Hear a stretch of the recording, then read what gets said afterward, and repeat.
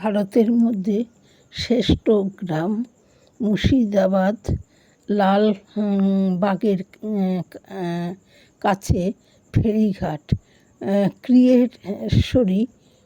ক্রিয়েটেশ্বরী গ্রাম।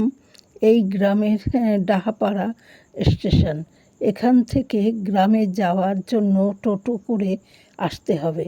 ক্রিয়েটেশ্বরী মন্দিরে হিন্দু বৌদ্ধ খ্রিস্টান সবাই একসঙ্গে পুজো দেন। এই গ্রামে নাটোরের রানী ভবানী এই মা ক্রিয়েটেশ্বরী মাকে প্রতিষ্ঠা করেছিলেন।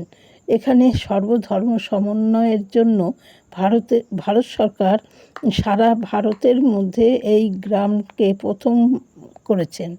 কেন এত আদর্শ গ্রাম?